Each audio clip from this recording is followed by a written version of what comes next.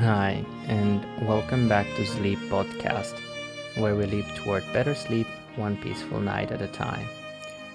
This is episode 2. I am Gabriel, the creator and host of this show, and tonight we're going all in on impact of sound on sleep. And so naturally after this episode, where we explore the impact of sound and noise, next we will be doing our first Sleepcast episode on white noise and its cousins, I would say, because there is more than just white noise. There is brown noise, pink noise, green noise, all type of noises, but more on that later.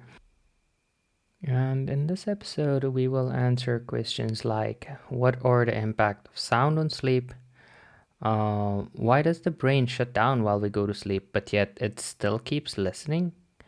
Or why can people who live by train tracks sleep through trains that run on schedule, but yet wake up if a train runs off timetable, if it's too early or late?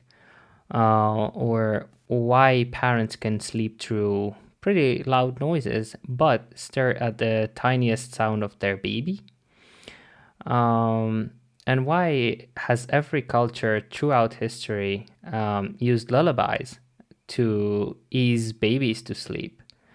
We'll go pretty deep on impact of white noise and other noises. There are all kind of noises, as I mentioned, and we will discuss the most common ones in this episode, and we'll go through them and ask what are they, why do they help, and how do they work, and so on. So, just a quick note before we dive in.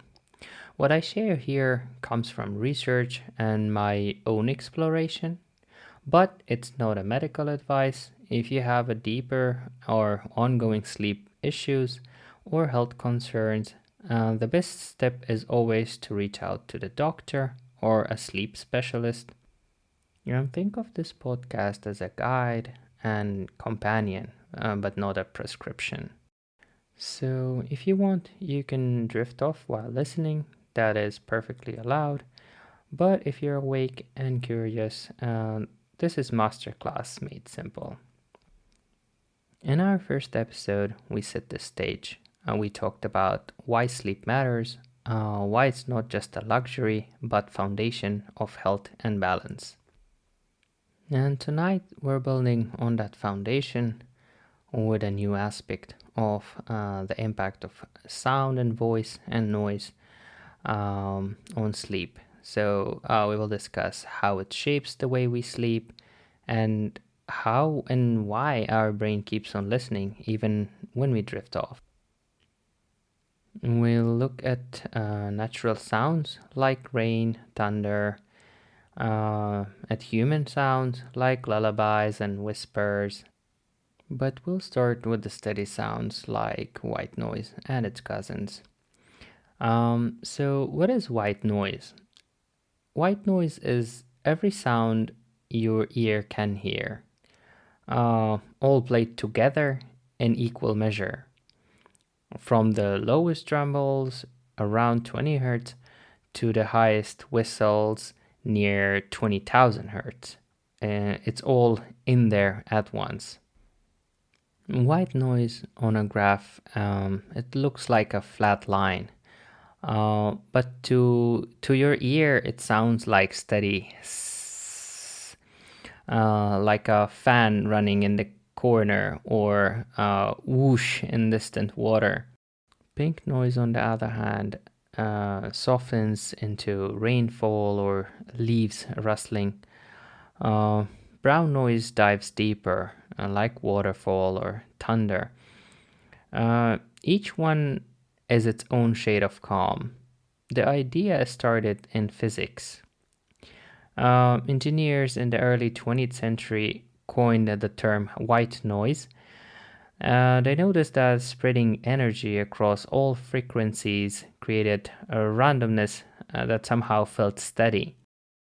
Decades later, Jim Backwalter and his wife realized they slept better with a noisy air condition. And when they moved and lost that sound, Jim built a machine to recreate it. A little motor fan with blades. That innovation became the Marpac Sleep Mate, one of the first consumer sound machines, and it's still around today. Later on, science backed this up as well. So, hospitals found newborn babies slept longer with white noise. Adults in lab fell asleep faster and woke less often. In 2017, researchers showed white noise cut the time to fall asleep by 38% in noisy city environments. And brain scans revealed even more. Um, Pink noise can strengthen the deep, slow wave sleep that restores your body and consolidates your memory. This isn't just anecdote. From physics labs to nurseries to hospitals, white noise has been studied, tested, and proven. And so, why does it help? It is because our brain is always listening, even when we are asleep. It acts like a night watchman.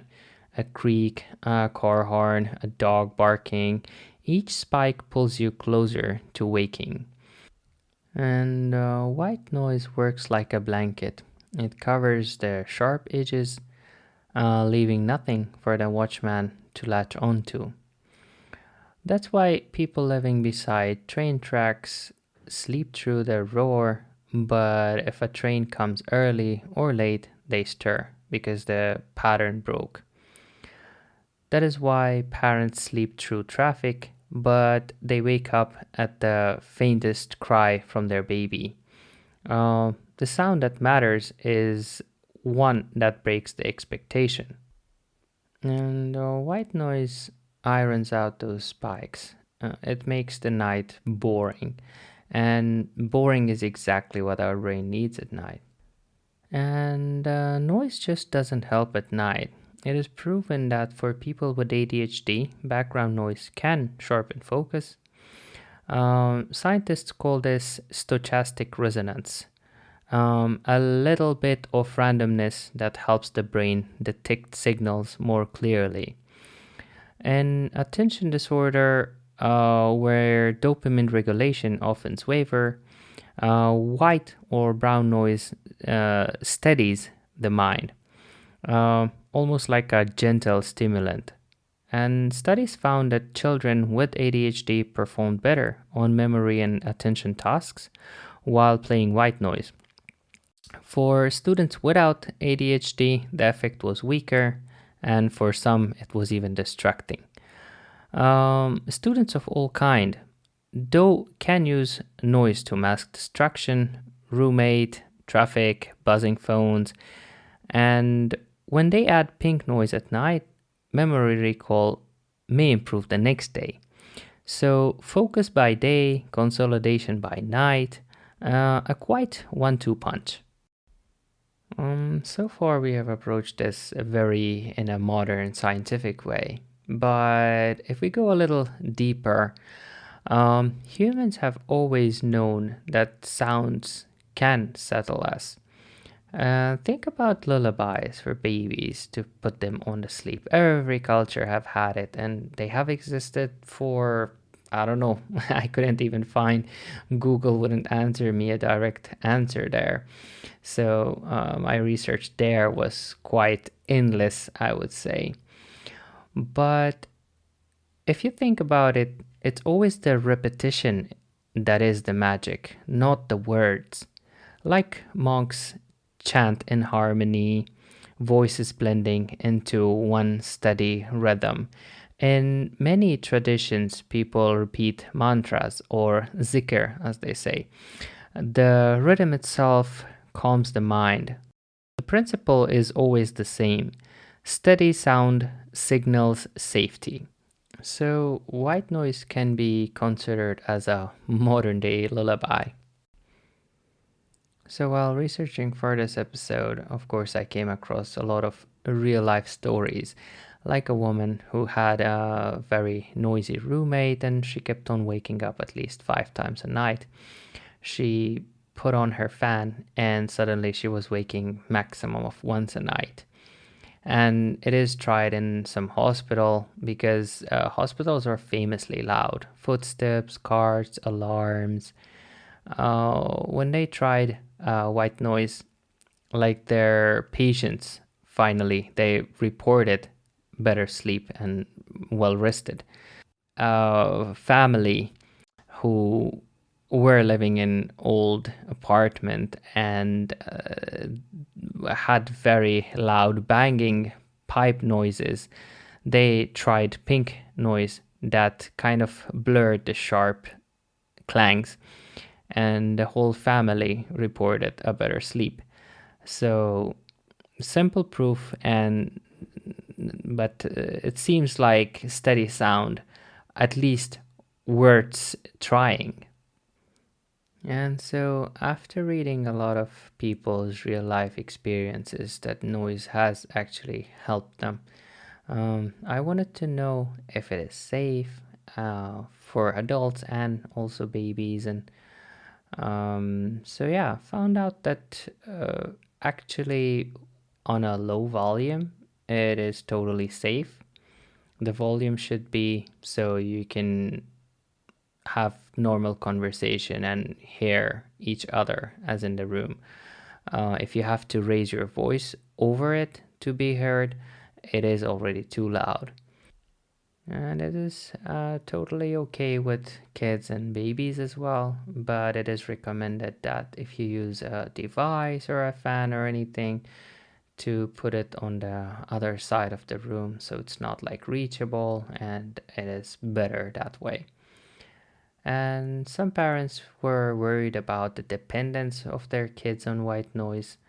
So if you taper it down slowly, most adjust with no trouble. And I found out that it is really good for light sleepers, apparently. They swear by it. And couples who don't want to compromise their these directional machines or headphones that can help with that. And with snoring, it doesn't help like that much directly, but it often kind of softens up, and some partners have reported better sleep while using white noise machines. Shift workers lead on it to sleep through daytime chaos, since if they work at night, then during the day there is usually more noise and traffic and all of that. And even naps can feel better with noise. And while researching, of course, I came across some special cases. Some of them that I think could be discussed is, for example, for people with PTSD. Sudden noises can be triggering, and white noise can soften the spikes and help. For people on the autism spectrum, unpredictable sounds can be overwhelming, and noise can filter the chaos. Some hospitals used it in ICUs to reduce alarm noises and footsteps and so on. And even for pets, it can be beneficial. Like, let's say, during fireworks and storms and so on, white noise is proven to keep the pets more calm and grounded. And so, how to find the right sound for yourself? There is no specific recipe for that. It is just about the feel. White noise is like a strong noise, like a fan or an endless wind. Pink noise softens into rainfall or leaves in the breeze. Brown noise dives deeper, like waterfall and distant thunder. Some ask if music is better. Music can soothe, but it is a rhythmic and emotional as well. So the brain keeps on listening. For most people, noise is easier to release. There's nothing to hatch onto. And so, what about silence? Silence seems perfect, but it's not natural. Humans rarely slept in silence. Crickets, winds, fire, cough, creaks, steps, everything. So there was always something, and noise reduces all of that. And some people do find white noise a little harsh. You can try brown noise or pink noise. And if you know that you prefer silence, of course, that is always an option. And if you are interested in trying white noise or any other noise, of course, if you have a fan or a purifier, there are always good sources of white noise and background noise. But there are also apps that gives you control, like Noisely is one of the most famous one as I researched. You can make sounds, you can set timers, you can save your favorites. Also, Better Sleep offers a huge library including pink noise and brown noise. I'm not selling any of these services and so on. Just sharing with you if you find it useful. And if you are already using white noise or any of these services or any other services that you would recommend, you should definitely share with us so others can benefit from. And if you actually really get interested in it, at mynoise.net, you can explore every kind of noise and you can adjust sliders, fine tune it until it feels right for you. And I also researched some commonly asked questions regarding white noise. Some were wondering if it disrupts dreams. I found no evidence of that, but found the opposite actually, that by keeping sleep steady, it might actually let the dreams flow more smoothly. And some people were wondering about the placement of the white noise machine or using headphones or earbuds. It should not be, of course, right next to your head. It's preferred, and that if it is in a corner that fills up the whole room with white noise, so it sounds kind of more natural and it's not like coming from one ear. And I didn't find any drawbacks to using headphones or earbuds, but of course, it is probably not comfortable to sleep with them on. Some were wondering if you can become too dependent. Maybe, but no more than a pillow or your favorite blanket. And if you want to stop it, you can also taper off slowly, like lower the volume and shorten the timer, and your brain will adjust to it pretty easily. One interesting conversation that I came upon research was somebody was asking if astronauts in space uses white noise.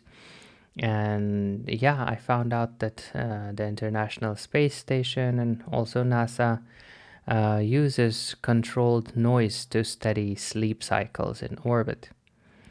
Another pretty interesting one was somebody was asking why is brown noise going viral on TikTok. I didn't know myself of that trend, but I found out that a lot of people with ADHD, like millions, were sharing that the deep rumbles somehow calmed their racing minds and they felt more grounded. Someone had asked if white noise can help with meditation. Uh, I found out that it does. It gives this kind of steady anchor, much like chants or bells. Also, there were people asking about ASMR, if it's kind of related to white noise. There is no directly correlation there, but it does have similar impact, like calming the nervous system in a similar way. And also found out that some ASMR creators even layer a faint noise under their whisper. And yeah, if we wrap up this episode, I would say that white noise is every frequency blended evenly. It smooths surprises, gives your brain permission to rest, and science shows that it does shorten time to fall asleep and strengthens deep sleep. It may also sharpen memory. It is safe when it's gentle, of course. Useful for adults, helpful for babies, and valuable for students. It is trusted by shift workers. They swear by it, and it can even calm pets. So whether it's white, brown, pink, there's likely a version that feels right for you. So why not give it a try? And if you haven't drifted off yet, at the end of this episode, we can do a little relaxation exercise and a mini wind down. So start with a breathing exercise. We will breathe in for 4, hold for 4, and breathe out for 6. Breathe in for 4, 3, 2, 1. Hold for 4, 3, 2, 1. Out for 6, 5, 4, 3, 2, 1. In for 4, 3, 2, 1. Hold for 4, 3, 2, 1.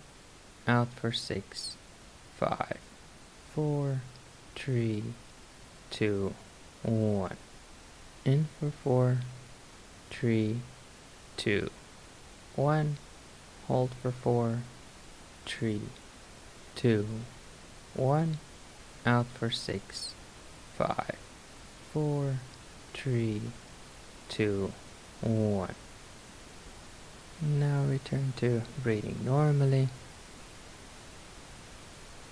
Relax your forehead.